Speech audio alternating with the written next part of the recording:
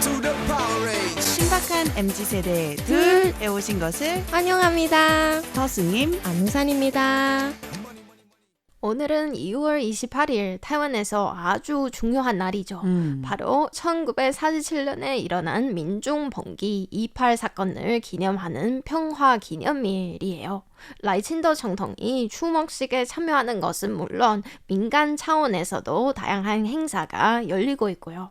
이 중 가장 대표적인 행사는 공생음악제라는 기념 행사인데요. 2013년부터 매년 2월 28일에 열리고 청통부 앞도로 카이다 거란대로 또는 중정기념당에서 진행되어 왔어요. 오, 굉장히 상징적인 장소에서 진행을 했었네요. 네. 228 사건을 기념하는 행사가 이곳저곳에서 열리는 건 알고 있었는데 네. 전 사실 공생음악제는 처음 들어보거든요. 진짜요? 올해로 벌써 14년 차가 됐는데 말이죠. 맞아요. 진짜 규모가 꽤 커요. 이 행사는 지금 타이완 국사관의 전이선 관장이 두 비영리 단체와 함께 제안해 시작된 건데 28 사건과 그 이후 이어진 백세 테러에 대한 사회적 인식을 확산시키기 위한 자리예요. 공생이라는 이름답게 과거의 충돌을 돌아보면서 오늘의 화해 그리고 공존을 모색하는 것이 핵심 취지예요. 특히 그 주최 측 구성원 대부분이 대학생을 비롯한 젊은 세대라서 세대 간 민족 간의 이해를 촉진하는 데 의미 있는 자리예요. 이렇게 젊은 사람들이 참여한다는 건 참 의미가 있네요. 그렇죠. 그리고 사실 228은 타이완의 공휴일이잖아요. 네. 그래서 솔직히 고백하면 저는 이날 타이베이 시내의 강변에서 열리는 다른 음악제, 8, 90년대 타이완 유명 가수들의 노래를 DJ가 리믹스해서 들려준다든지 이런 데만 사실 몇 번 참석해봤거든요. 네. 이런 중요한 행사가 있는 걸 제가 미처 알지 못하고 있었네요. 네, 연휴가 있으니까요. 네. 혹시 유튜브 라이브 스트리밍도 하나요? 코로나 때는 있었어요. 근데 그래요? 지금은 현장에 가야 볼 수 있어요. 그럼 우산 씨는 이 행사를 어떻게 알게 된 거예요? 저는 제 고등학교 동창 한 명을 통해 알게 됐어요. 그 친구는 대학교 시절부터 이 음악제 준비에 꾸준히 참여해 왔거든요. 와, 오늘까지도요? 네.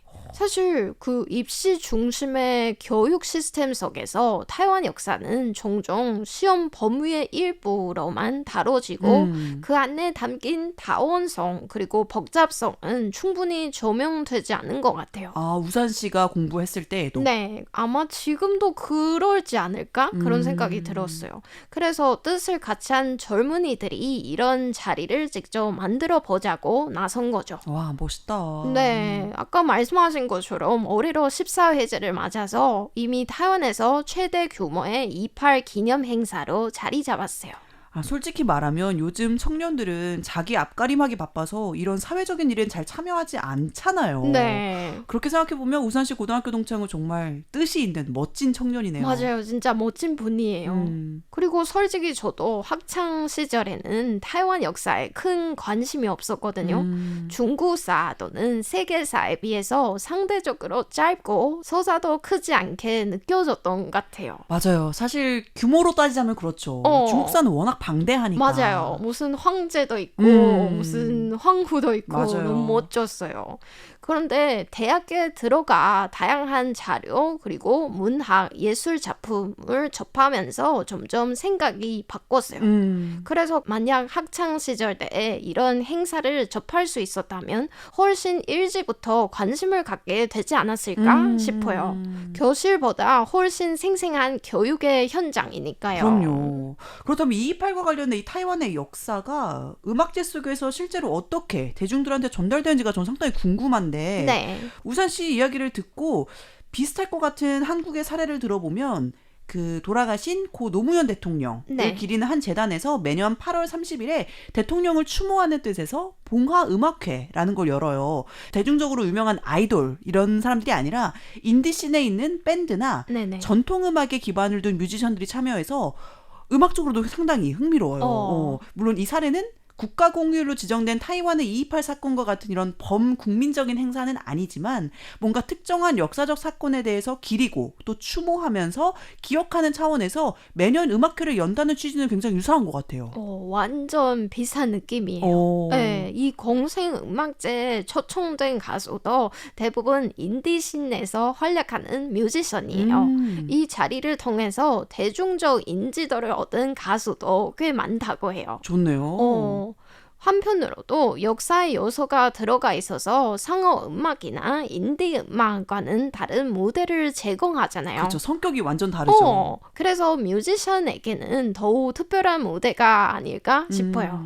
특정 지역이나 아니면 우리에게 조금 소외됐던 주제들을 되게 부각시키는 역할을 맞아요. 하는 것 같아요. 네, 진짜 많은 MZ세대는 이 음악제를 통해 228 사건을 알게 됐어요. 참 신기하죠? 네. 음악뿐만 아니라 실제로는 포럼, 전시회, 영화, 문학 프로그램, 마켓, 랜드마크 탐방까지 다양한 행사가 마련돼요. 단순히 페스티벌이라고 부르기는 좀 적절하지 않지만 참여 경험 자체는 일반 음악 행사에 못지않게 풍부해요. 무엇보다도 나와 같은 관심을 가진 사람들을 현장에서 마주할 때 그때 받는 감동은 진짜 커요. 맞아. 저 이거 되게 공감하는 게 생전 처음 보지만 뜻이 같은 사람들이 모여 있으면 네. 왠지 모르게 서로 간에 느껴지는 따뜻한 온기가 있어요. 맞아요. 그리고 특히 이런 역사적 사건에 대해 깊이 공감하고 있는 사람들이 모인 자리면 그 열기가 굉장히 오랜 시간 마음속 깊이 남아있을 거예요. 아마 안내에서 만나는 사람이 좋은 친구가 될 경우도 그쵸. 많겠죠. 네. 그리고 행사는 주로 타이베이에서 열려왔지만 최근에는 다른 도시나 학교와의 협력도 적극 추진하고 있어요. 228 사건은 특정 지역의 일이 아니라 타이완 전역에서 반정부 시위와 희생이 발생했던 사건이었잖아요.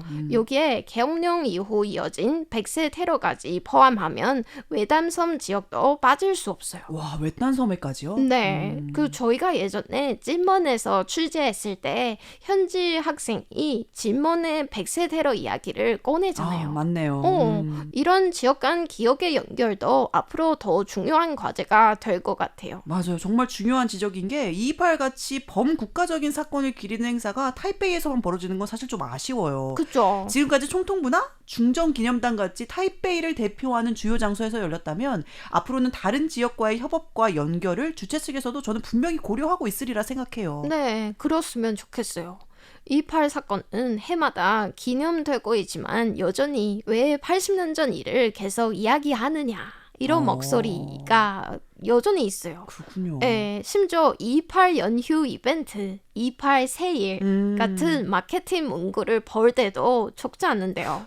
이건 좀 그렇다. 그죠. 한국어로 더하자면 3.1절인데 3.1절 세일 뭐 이런 거잖아요. 맞아요. 그래서 이게 역사 교육이 충분히 작동하지 않고 있다는 방증일 수도 있겠죠. 우리는 그 시대를 직접 겪지는 못했지만 이런 아픈 역사가 계속 공유될 때 비로소 타이완 사회의 공동 기억이 되어 화해로 나아갈 수 있다고 생각해요. 사실 저도 228 사건에 대한 깊은 이해가 부족한 사람 중 한 명으로서 사실 공휴일이 되면 뭐 하고 놀까라고만 생각했지 이 날을 뭔가 마음속 깊이 이해하고자 하는 시도를 거의 하지 않은 것 같아요. 네. 사실 깊이 알면 내가 좀 마음이 너무 아파질 것 같다는 생각이 들어서 제가 좀 일부러 회피한 것도 없지 않거든요. 네. 올해부터는 228에 대해 공부도 하면서 좀 의미 있게 보내야겠습니다. 네. 그래서 앞으로 이 공생음악제가 더 많은 사람들과 만나고 언젠가는 국제적으로도 알려지는 행사로 성장하기를 바랍니다. 지금까지 M세대 대표 서승임, Z세대 대표 안우산이었습니다. 다자 바이바이.